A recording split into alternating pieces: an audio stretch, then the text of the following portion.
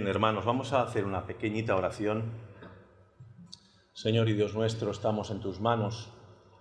Como no podemos estar en mejores manos, Señor, que en las tuyas, te rogamos, Señor, que tú nos hables en esta mañana, que seamos edificados, consolados, exhortados, modelados, Señor, a la imagen y la mente de Cristo para poder vivir en esta vida, para tu gloria y para el deleite nuestro en tu persona, oh Señor. A ti nos encomendamos y te pedimos que tú bendigas tu palabra en nuestros corazones. En el nombre de Jesús oramos. Amén. Bien, hermanos, vamos a abrir vuestras Biblias en Primera de Pedro, capítulo 1, y versos del 13 al 21.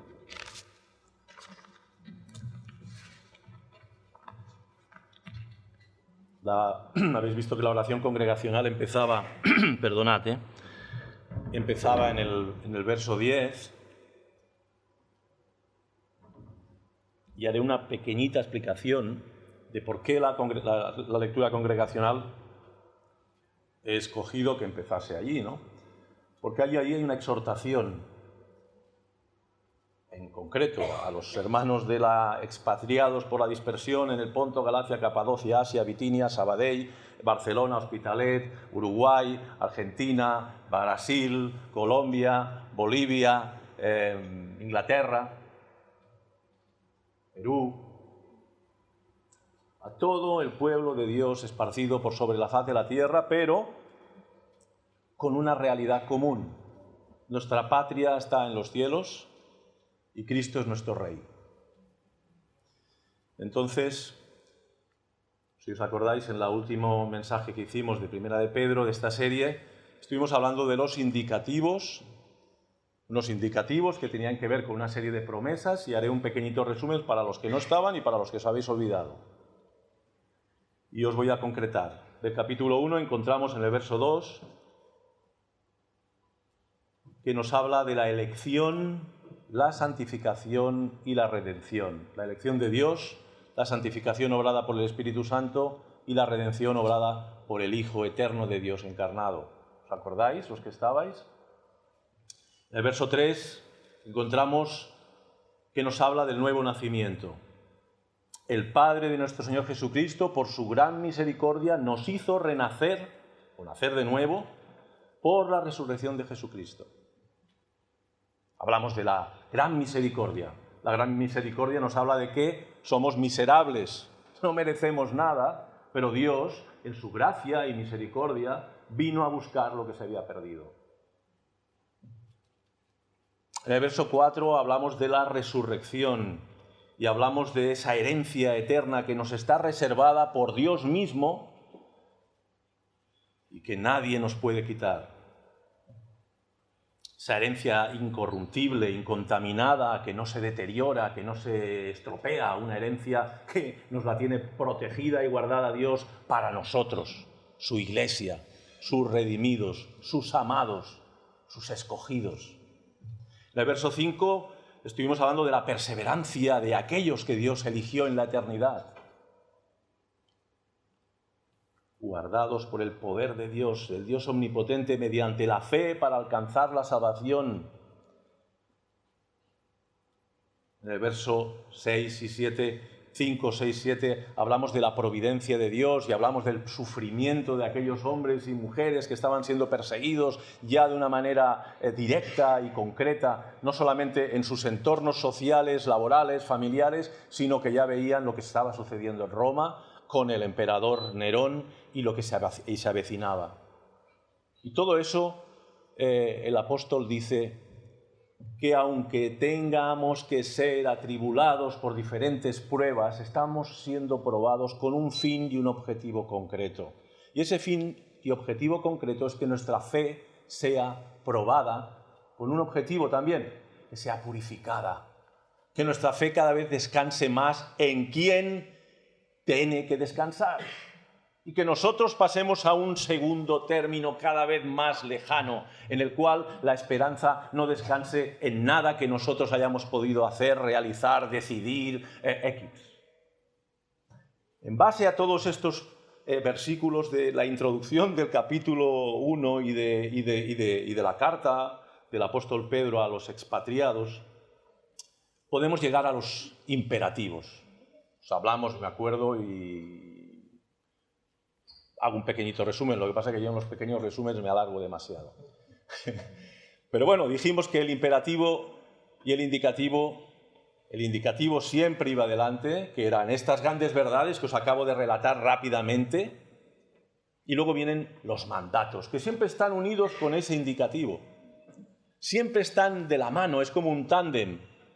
Es un tándem en el que Dios dirige, es un tándem en el que Dios enseña, y cuando el pueblo de Dios conoce las grandes verdades que Él ha revelado, entonces le dice, ahora, sé santo, que es el título y el texto central de esta predicación, pero que no va a ser el único.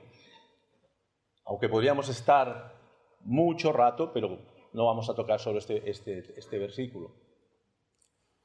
Nos encontramos con esa realidad, y entonces hoy vamos a empezar con los imperativos, pero nunca perdiendo de vista todo lo que os acabo de decir, porque si perdemos de vista esto que os acabo de enseñar y que el apóstol Pedro les decía a estos hermanos, y nos lo dice a nosotros, por eso se llama epístolas universales, perderíamos lo más importante de la vida cristiana, y es que nuestra fe y nuestra obediencia depende exclusivamente de todo aquello que Dios ha hecho, el Padre, el Hijo y el Espíritu Santo, un Dios único, pero tres personas distintas. Y los tres volcados de una manera soberana y totalmente voluntaria en la redención de un pueblo. Un pueblo que viene desde Adán hasta el último de los redimidos que Dios llame en su momento, y luego vendrá el fin.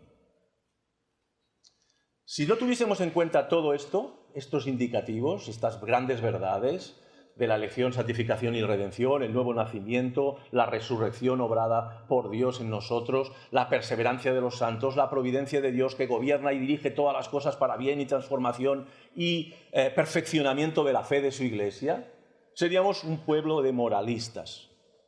Por ejemplo, si yo todo esto que os acabo de recordar y todo esto que el apóstol Pedro dice de golpe y porrazo, dice, sed santos porque yo soy santo, y nosotros empezásemos, sí, es que claro, hemos de ser muy santos, y venga, voy a ser muy santo, y a ver, ¿qué tengo que hacer yo para ser muy santo? Pues mira, de entrada voy a dejar de comer esto, y voy a dejar de llevar las faldas por debajo de por encima de la rodilla, las llevaré por los tobillos, y además para ser más santo me voy a quitar los aretes y voy a dejar de pintarme los ojos y hasta me voy a dejar de depilar para que ningún hombre se fije en mis piernas. Y el hombre, yo voy a ir con trajes cortos que me queden fatal, no vaya a ser que haya alguna mujer que diga, ay, mira qué hombre más atractivo. No, que todo el mundo vea lo feo que yo soy. Es más, ese pelo tan bonito que tenía me lo voy a rapar para que nadie se fije en mi pelo. Y suma y sigue, y suma y sigue, y al final acabamos en ese escenario en el que la vida cristiana se convierte en un no hagas.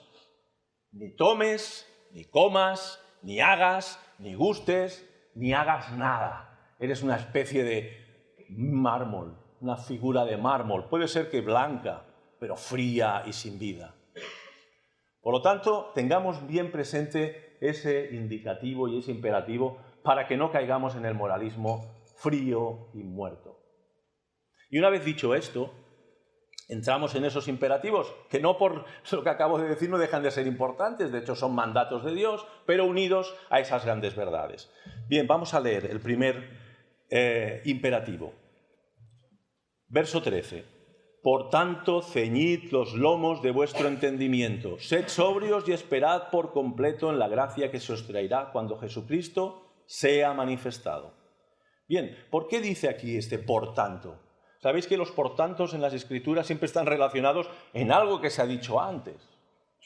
En ese sentido, está claro que ese por tanto está relacionado con el indicativo que os he hablado. Pero no solo esto, sino también lo que hablábamos de los versos del 10 al 13, en los cuales nos dice que los profetas que profetizaron de la gracia destinada a vosotros, en aquel caso concretamente hacia ellos, todos estos hermanos de la dispersión, pero también a nosotros, los profetas que profetizaron de la gracia destinada a vosotros inquirieron y diligentemente indagaron acerca de esta salvación, escudriñando qué persona y qué tiempo indicaba el Espíritu de Cristo que estaba en ellos. Bien, por tanto, si aquellos profetas escudriñaron, indagaron, diligentemente inquirieron. Vosotros, nosotros, ellos, todos tenemos que hacer lo mismo. Tenemos que ir a la palabra de Dios a decir, a ver, ¿todo esto es así?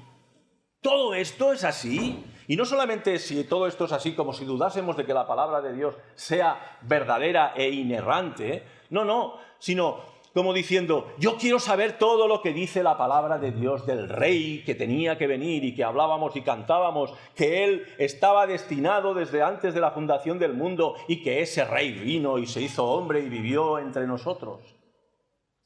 Pero que además, todas esas verdades que en la introducción de la epístola el apóstol dice, esa elección eterna de Dios, sin que nosotros hubiésemos hecho nada absolutamente, en esa obra del Espíritu Santo de apartarnos, santificarnos, apartarnos, un pueblo escogido para Él.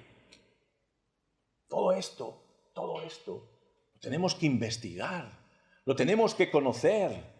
Hemos de inquirir. Si aquellos profetas inquirían relacionado en todo lo que se hablaba de las profecías relacionadas al Mesías que había de venir. Y cuando ellos escribían esas revelaciones de parte de Dios, inspirados por el Espíritu Santo, ellos mismos escudriñaban lo que estaban escribiendo, investigaban todo lo que estaban relatando, preparado para nosotros. Y ahora nosotros, igual que estos hermanos de la dispersión, tenemos que investigar.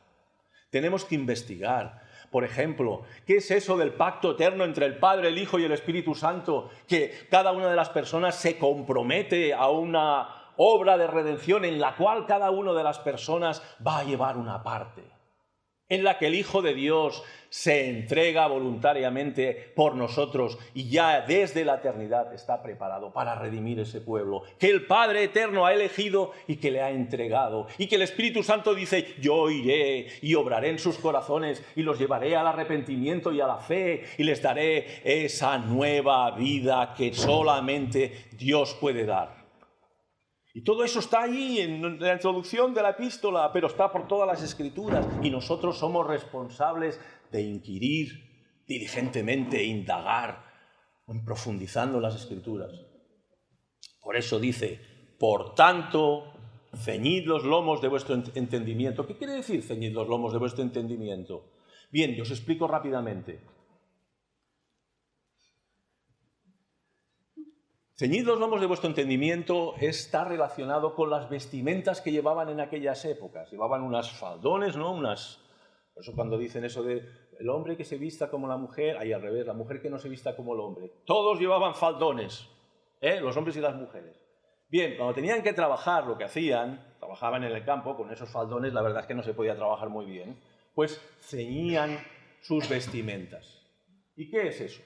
Se la remangaban a una altura por las rodillas o por encima de las rodillas, dependiendo del trabajo, y se ponían un cinto, con lo cual ellos tenían libertad de movimiento y más comodidad a la hora de trabajar, ¿no?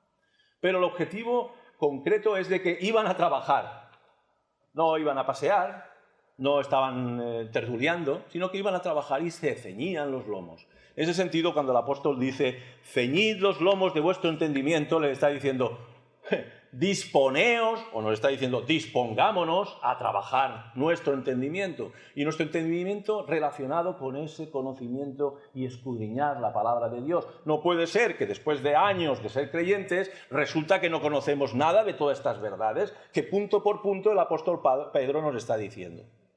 Y eso nos lo dice a nosotros. No puede ser que después de años de ser creyentes, y para ser creyente lo único que tienes que hacer es haber creído en la obra redentora del Señor Jesucristo. Pero no basta con esto, porque si no, lo que decimos, al final somos creyentes endebles, llevados de aquí para allá, que caemos en depresiones con facilidad, que no entendemos que Dios es soberano y que controla y gobierna el universo y nuestras propias vidas, y que todas las dificultades que nos acontecen no son porque a Dios se le ha escapado de la mano, ni porque Él estaba despistado haciendo otras cosas, sino que Dios, que es soberano, gobierna todo para el bien de su iglesia. Por lo tanto, estas verdades las tenemos que conocer, masticar, rumiar, ponerlas en práctica. A partir de ahí, habrán cambios en nuestra vida. Seremos hombres y mujeres maduros. Pero no porque hemos dejado de hacer muchas cosas, sino porque viviremos para la gloria de Dios. Y está claro que cuando uno vive para la gloria de Dios, y veremos que en el mismo párrafo que nos toca examinar hoy, veremos que cómo se vive. No es tanto que dejes de hacer cosas, sino que haces una serie de cosas que, por descontado, quitan de en medio todas aquellas cosas que sobran en nuestras vidas. Porque vivimos en la presencia de Dios. Y eso es muy diferente a ser un moralista rancio o una moralista rancia y fría. Somos, o deberíamos de ser, semejantes a aquel que es nuestro hermano mayor, nuestro rey, nuestro redentor, nuestro amigo fiel, nuestro salvador, y que si algo tenía es que no era ni moralista ni frío. Vivía para la gloria de su Padre y amaba a su prójimo como a sí mismo. Y esa es nuestra modelo. Ese es nuestro modelo. Es verdad que vamos a dejar cosas, pero vamos a coger muchas otras que van a ser mucho más preciosas. Bien, sigamos.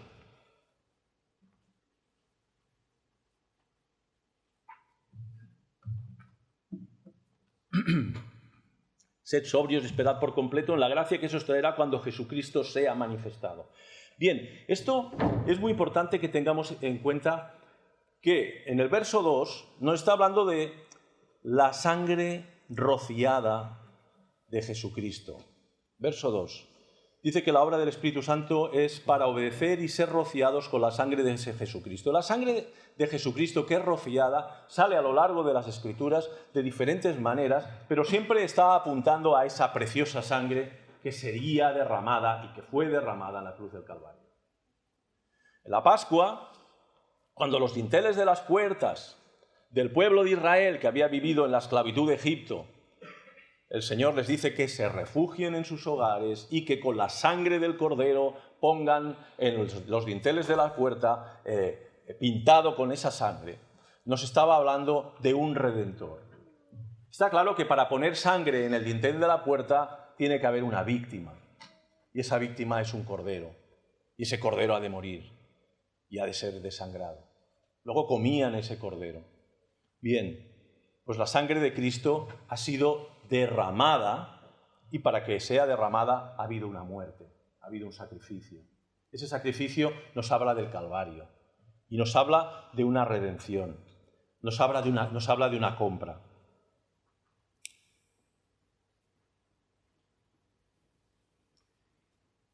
Todo esto no podemos dejar de juntarlo, porque no solamente en la Pascua hay derramamiento de sangre. Si entramos en el sacerdocio levítico, vemos que hay derramamiento de sangre también. Vemos que una y otra vez, a lo largo de la historia de la redención o de la teología bíblica, en la que desde Génesis hasta Apocalipsis nos está hablando del problema del hombre, la gloria y santidad de Dios y la solución que Dios provee para la salvación del hombre.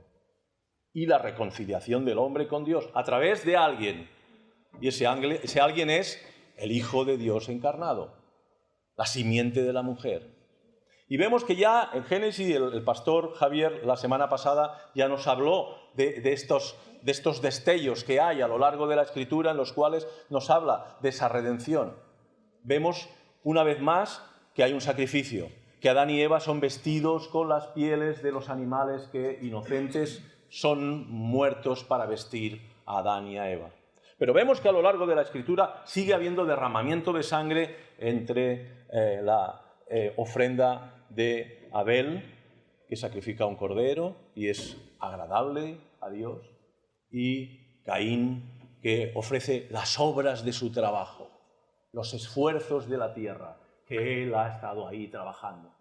Y dice que Dios no se agradó del sacrificio de Caín, pero sí de Abel, sacrificio. Y así, podríamos estar así, pero se acabaría el tiempo, y siempre voy justo, ya podríamos hablar otros días de este tema. Nos encontramos que llegamos a la santificación del pueblo de Israel. Y volvemos a ver que hay sacrificio de animales y rociamiento de sangre sobre el pueblo, sobre el libro de la ley. Luego nos encontramos de cuando Dios forma todo lo que es el sacerdocio levítico, con el sumo sacerdote y los sacerdotes, nos volvemos a encontrar que hay una víctima inocente que es sacrificada, que su sangre es rociada sobre el sumo sacerdote y rociada sobre los sacerdotes. Especifica mucho más, que se les pone en el lóbulo de la oreja, en el pulgar de la mano, en el pulgar del pie, y todo eso nos está hablando de expiación y santificación, pero va a más, nos habla de comunión. ¿Comunión con quién? Comunión con Dios. No solo expiación de pecados, sino expiación de pecados para que podamos tener comunión con Dios. Y vemos que los sacerdotes, para poder servir a Dios y ministrarle a Él, adorarle, el sumo sacerdote entrar en el lugar santísimo, tiene que haber sido lavado y tiene que haber sido purificado y sus pecados expiados con la sangre de una víctima, que anunciaban a otra víctima que había de venir. El Cordero de Dios que quita el pecado del mundo.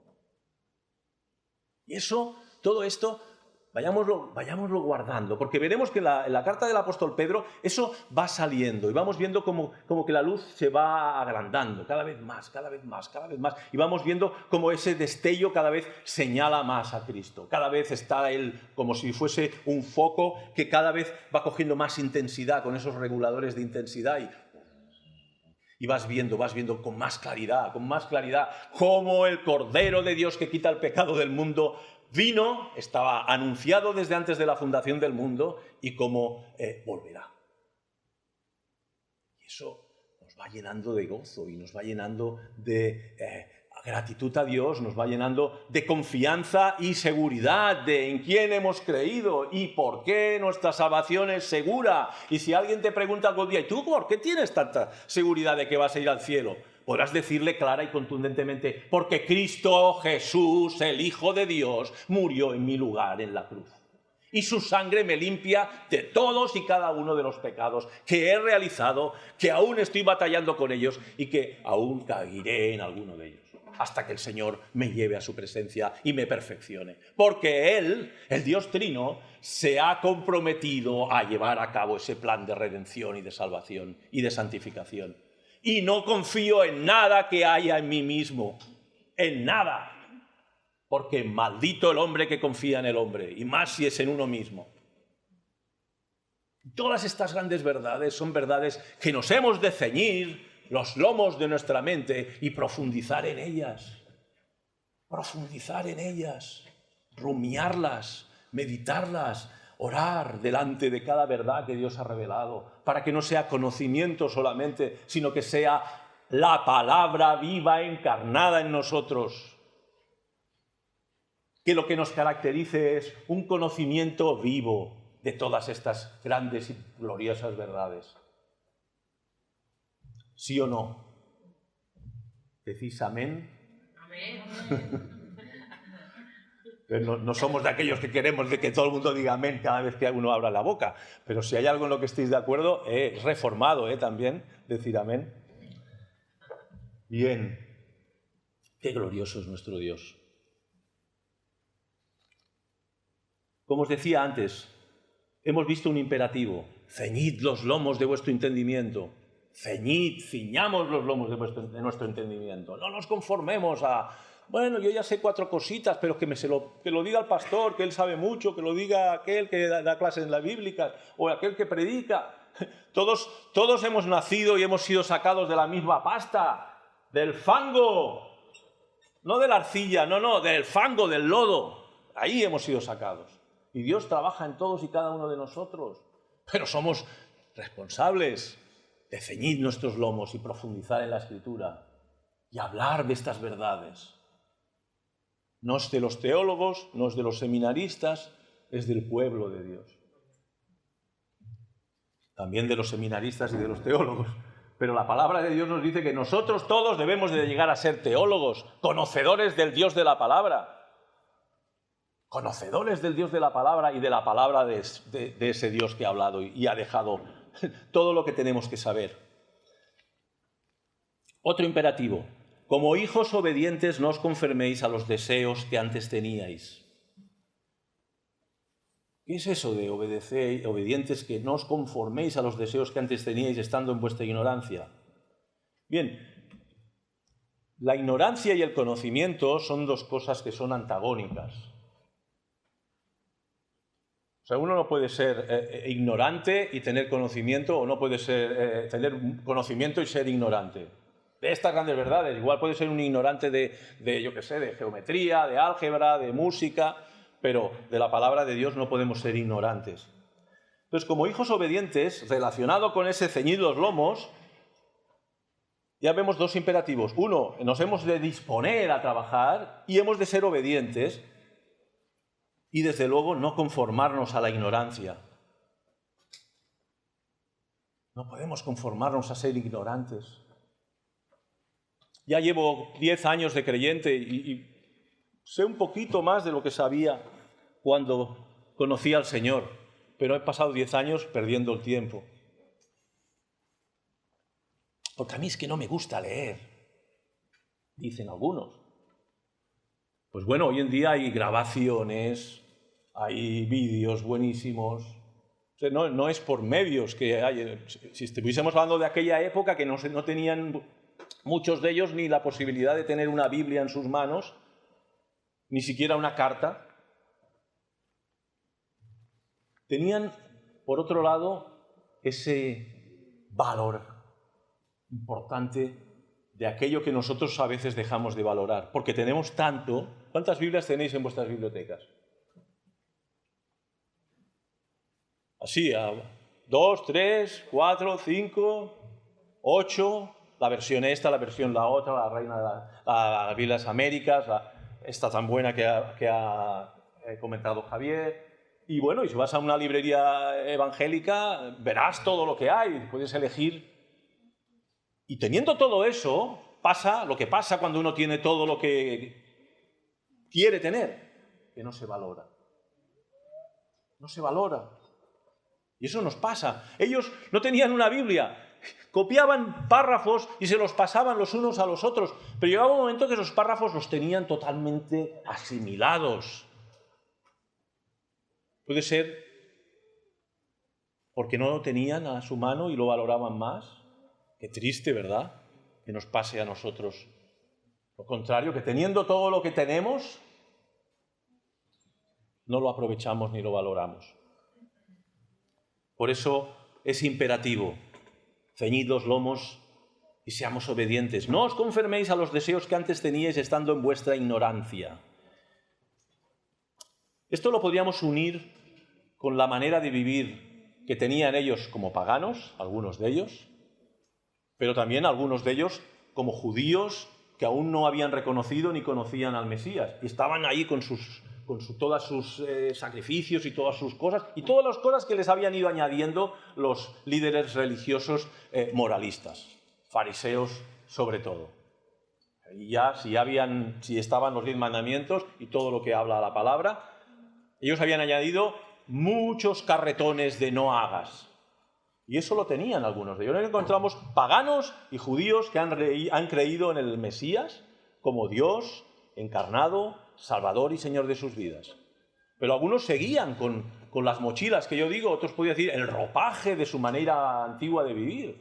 Que, bueno, o sea, que yo ya soy del Señor, pero mantengo cosas de mi vida pasada.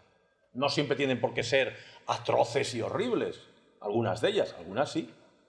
Pero otras son maneras y costumbres. Ahora, cuando veníamos con mi esposa en el coche, hablábamos de la gente que conduce fatal, uno que no se va haciendo eso todo el rato, y digo, bueno, yo he trabajado esta noche y he visto pues mucha gente conduciendo borracha, y hemos retirado motos y coches de gente que conduce con alcoholemias positivas, pero de cárcel.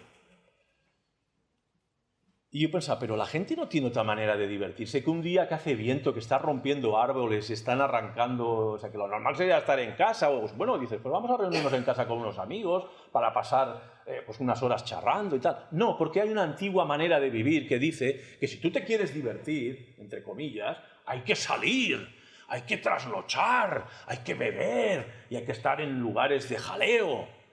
Y las mujeres se tienen que poner hechas unas, lo que sea, y los hombres engalanados como pavos reales, porque eso es la diversión. Y luego los ves por la calle a las 5 de la madrugada o a las 4:30, que es cuando cierran los antros, descalzas porque ya no aguantan los taconazos, con las medias rotas y los zapatos en la mano, y dices, madre mía, solas. Y grupos de hombres borrachos solos. ¿Eso es diversión?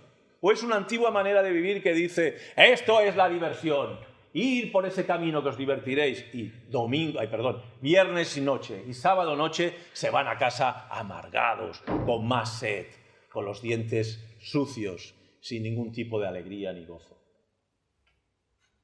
Bien, esa sería la posición terrible, pero podríamos hablar del moralismo que hablábamos antes. También uno puede haber venido de un contexto muy moralista y llevar ahí su mochila y estarse todo el día flagelando a todos los que tienen a su alrededor.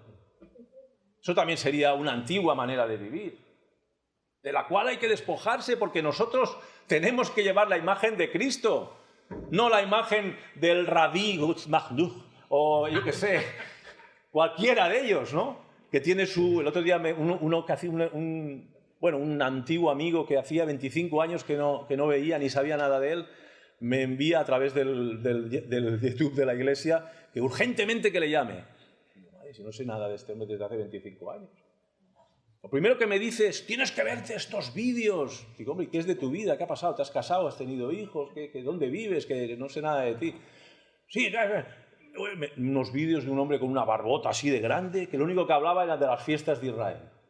Lo importante que son las fiestas, tenemos que sacrificar la Pascua, tenemos que hacer la fiesta de los tabernáculos, tenemos que...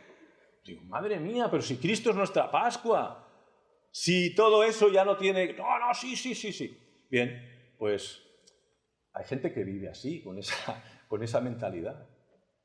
No, pues no podemos seguir en esos caminos. Por eso digo, despojémonos como hijos obedientes, no os conforméis a los deseos que antes teníais estando en vuestra ignorancia. Y fíjate que el apóstol Pablo también habla de esto. En Romanos 12:2 dice, no os conforméis a este siglo, sino transformaos por medio de la renovación de vuestro entendimiento, para que comprobéis cuál sea la buena voluntad de Dios, agradable y perfecta. O sea, nuestras mentes tienen que ser transformadas. Tienen que ser renovadas, tiene que haber un cambio total. Y no digo que no tenemos que mantener quienes somos, no somos clones y nos tenemos que parecer a fulano o a mengana, como si ese fuese el patrón. El patrón es Cristo, es Él, nuestro maestro, Él es nuestro referente.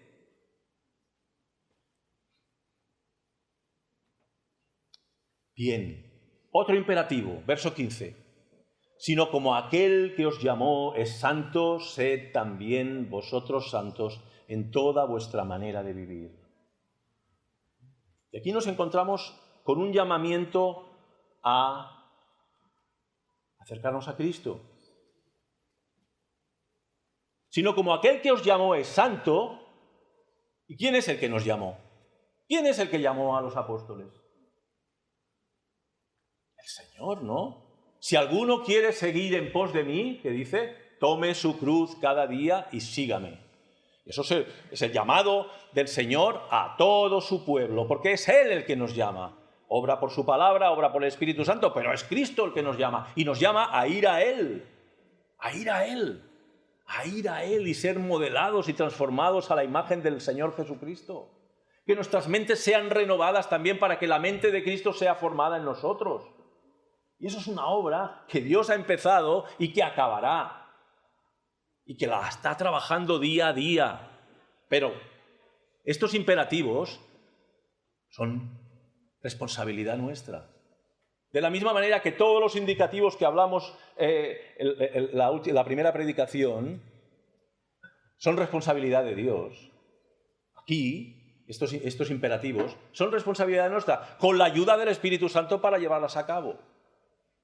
Por eso no tenemos excusa. No tenemos ninguna excusa. Yo es que no entiendo la palabra de Dios.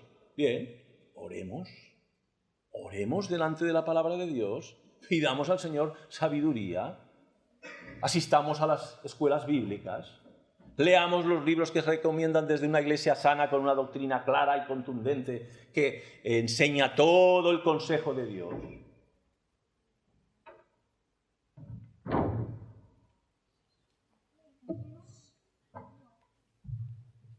Y entonces, sino como aquel que os llamó es santo, sed también vosotros santos en toda vuestra manera de vivir. Es santo nuestro Rey. Es santo nuestro Dios, es santo aquel que ha venido a buscarnos, es santo aquel que fue a la cruz en nuestro lugar, es santo nuestro amigo fiel, es santo aquel que dice, tomad mi yugo. Y un yugo es aquello que une a dos animales en ese sentido que están tirando de una misma carga, ¿verdad? Hay una unión total, están ahí lomo con lomo, se están ahí fregando. Están unidos a una, van. Bien, pues el Señor Jesucristo está con nosotros y Él es santo. Él es 3 veces santo. El Padre es santo, el Señor Jesucristo es santo, el Espíritu Santo es santo. Y nosotros hemos sido introducidos en esa relación con el Dios Trino. ¿Alguien puede pensar que sin la santidad puede llegar a ver a Dios? ¿Alguien puede pensar que se puede llegar a estar en la presencia de Dios sin ser santo? Eso que hablábamos en la escuela, en las clases de membresía. ¿Alguien puede pensar que tiene a Cristo como Salvador, pero no como Señor? Que puede decir, sí, Señor, sálvame, llévame al cielo, pero déjame que viva como me dé la gana. Nadie. Nadie que realmente haya conocido al Dios que le ha salvado. Que sabe que Él tuvo que renunciar por amor a nosotros y voluntariamente a su gloria. Y se despojó de ella y se hizo hombre. ¿Alguien puede pensar que todo lo que el Señor ha hecho por nosotros es para que nosotros vivamos unas vidas perdidas y sin fruto? Es como un padre o una madre que tiene hijos y se desentiende de ellos. Es verdad que en el mundo de los hombres eso sucede. En el plano de Dios no.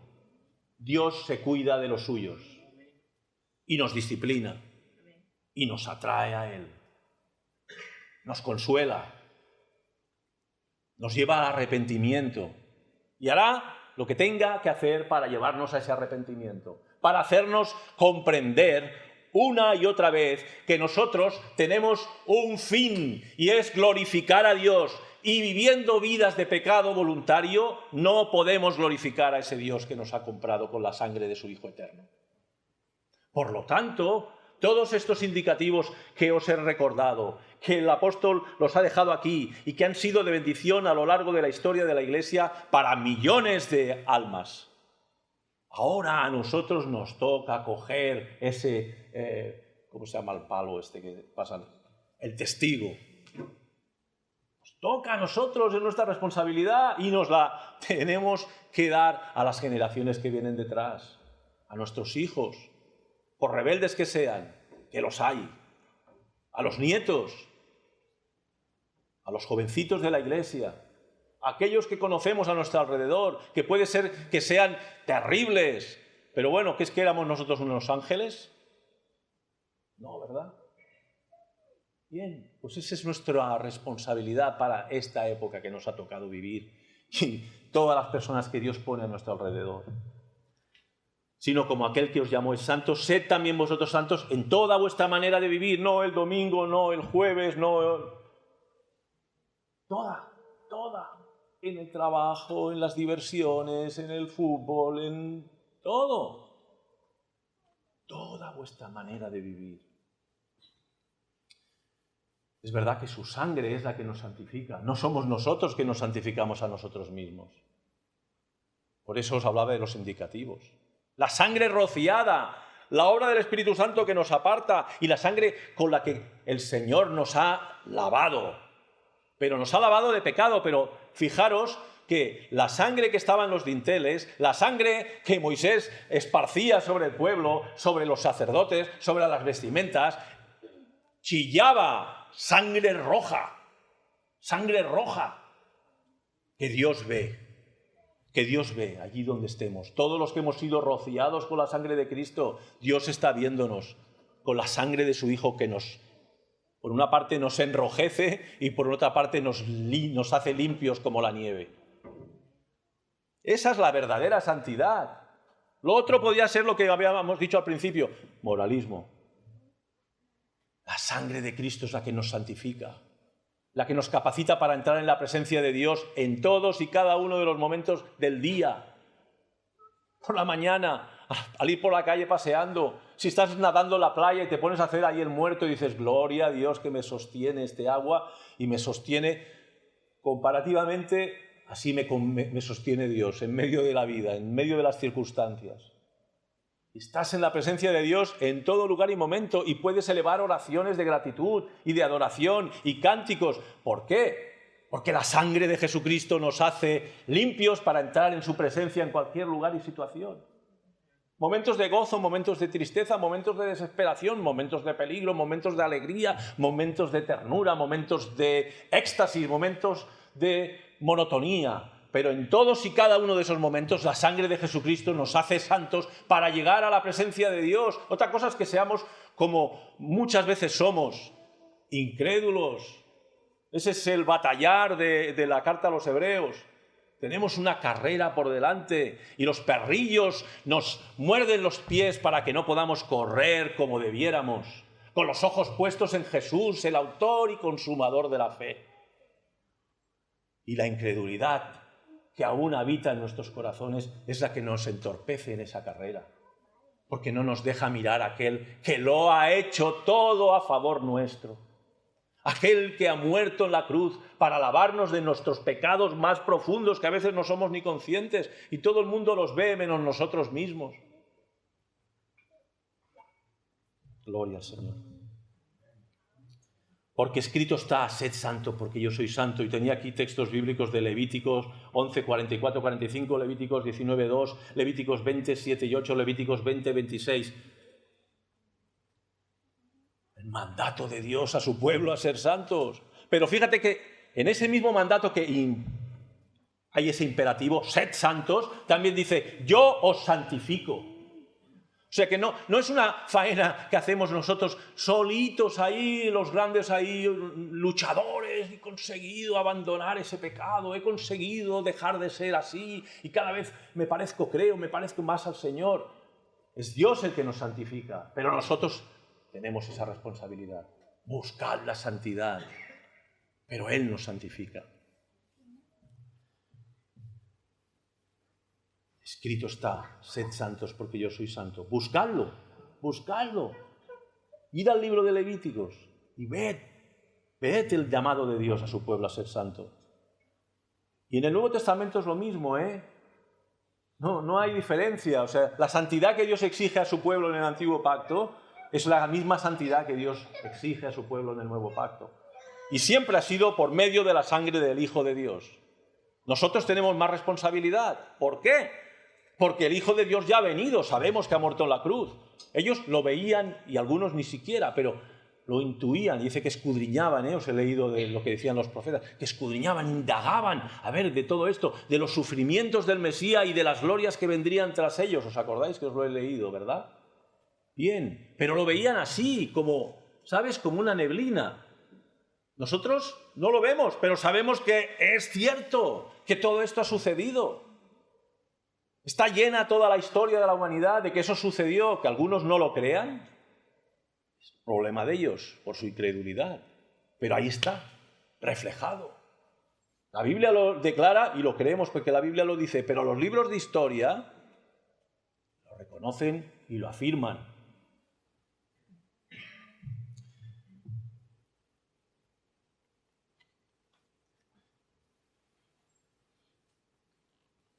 Verso 17, y está relacionado con toda esa manera de vivir. Pedro enseña cómo tenemos que vivir ante el Dios Santo.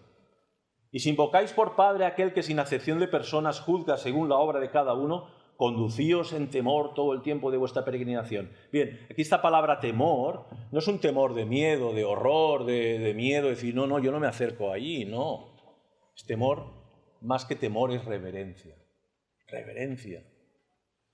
Reverencia. Es verdad que yo he oído hermanos y hermanos a los que quiero, papito, expresiones así de esa fraternidad o esa relación filial con Dios como si fuese pues un amiguito, ¿no? A ver, hermanos, Dios es Dios.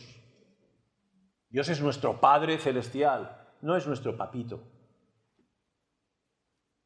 Puede ser que para alguien decir papito es como si dijese el gran Padre celestial, pero normalmente esa relación de papito, amiguito, todo eso no parece que cuadre con la realidad del Dios que se revela en la Biblia, el que rompe montañas y es fuego consumidor y al mismo tiempo es una luz que no se puede aguantar. Dios es nuestro Padre y así se revela a Él como nuestro Padre que nos ha adoptado a través de Cristo, pero no es nuestro papito ni nuestro papaíto. Es Dios. Es Dios. Y ese temor nos habla de la reverencia de un pueblo que conoce a su Dios. Conoce al Dios que controla el universo entero. Es un Dios que es santo, santo, santo, proclaman los ángeles en el cielo, día y noche.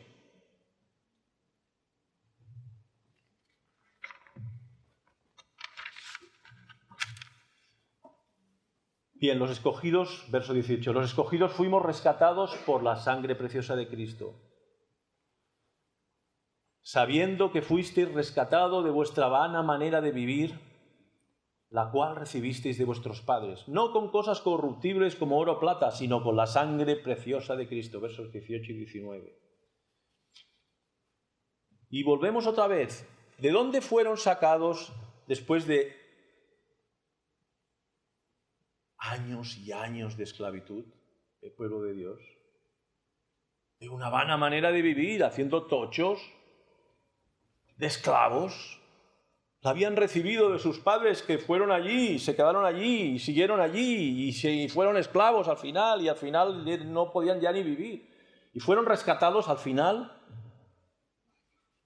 con la sangre rociada del Cordero, que pintada en las puertas de las casas de los judíos, de los israelitas, fueron guardados, protegidos y libertados, porque a partir de ahí los echaron y les daban de todo para que se fueran cuanto antes mejor, porque no paraban de morir los primogénitos de Egipto, de hombres, de mujeres y de animales.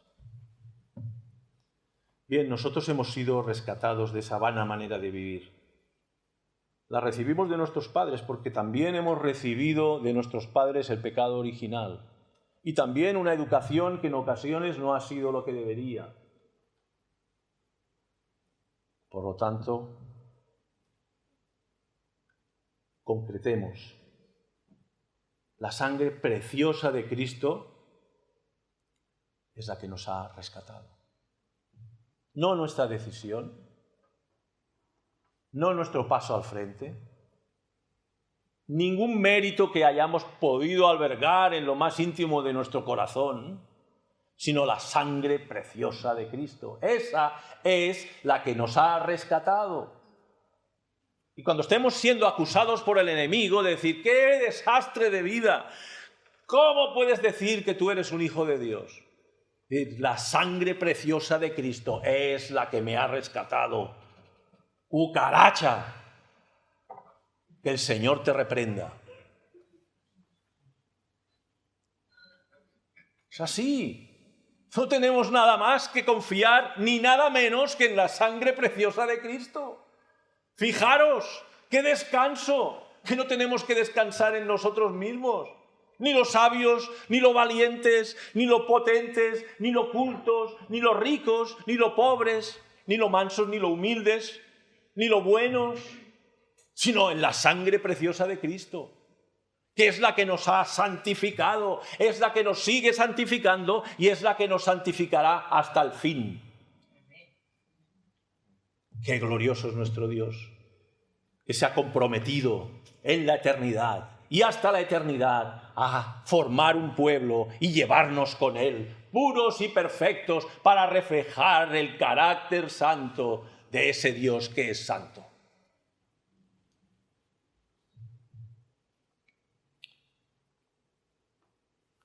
Ya destinado desde antes, verso 20, ya destinado desde antes de la fundación del mundo, pero manifestado en los postreros tiempos por amor de vosotros.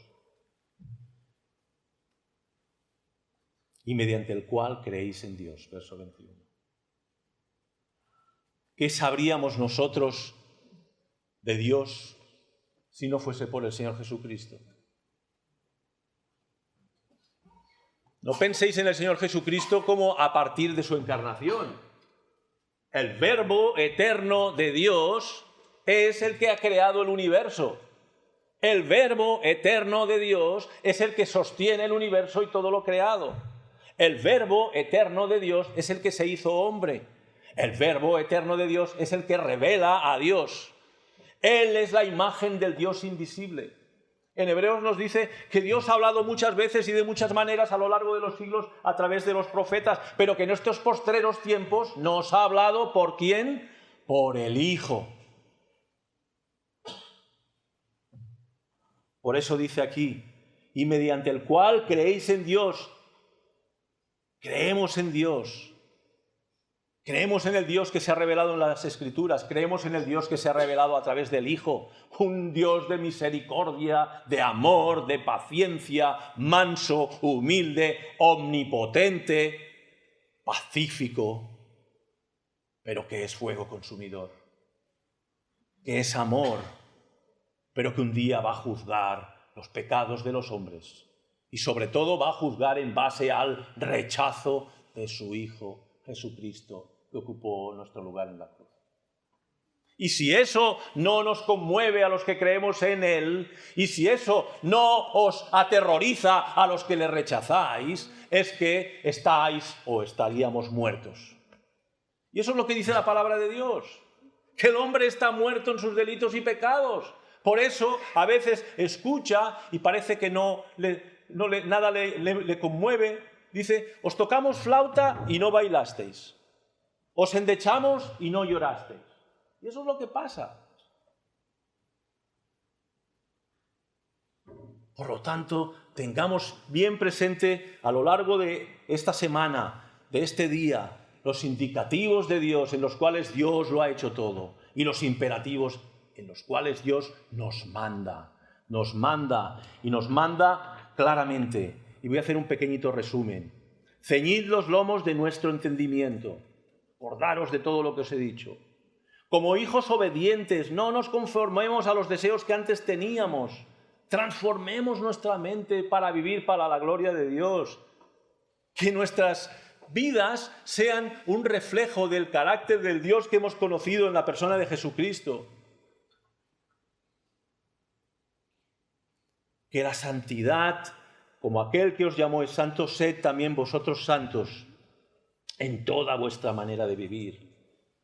Conduzcámonos en reverencia todo el tiempo de nuestra peregrinación, porque estamos en la presencia de Dios constantemente. No hay, ahora no me ve.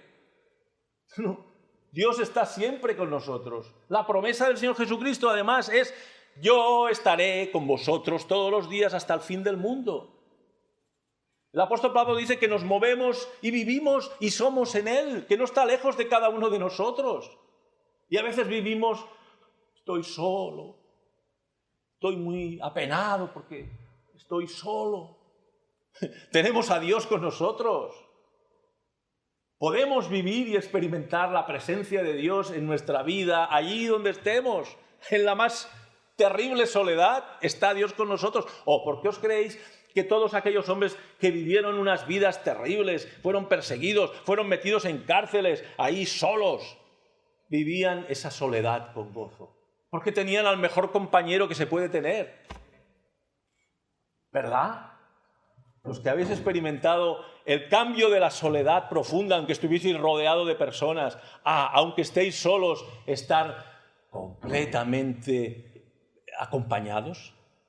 Bien, pues eso es algo que el Señor nos dice que lo mastiquemos, que lo rumiemos, que lo busquemos, porque es nuestro, es para nosotros, es para nosotros. El enemigo sí que querrá que no pensemos en nada de todo eso, porque no pensando, ni conociendo, ni rumiando, ni valorando todas estas grandes verdades, somos débiles. Somos débiles. Pero si ceñimos los lomos de nuestro entendimiento, si nos remangamos los faldones y nos ponemos a inquirir, indagar, profundizar, comer, meditar y dar gloria a Dios por todas estas verdades, nuestras vidas serán transformadas a la imagen de aquel que nos ha comprado para que reflejemos su gloria. Por lo tanto, eso de, sí, Él es mi Salvador, pero claro, yo quiero hacer lo que a mí me place. Eso no haya cabida en la iglesia del Redentor. No hay cabida de eso. Por lo tanto, hermanos y hermanas, seamos santos porque nuestro Dios, el Yo Soy, el Verbo encarnado, es santo.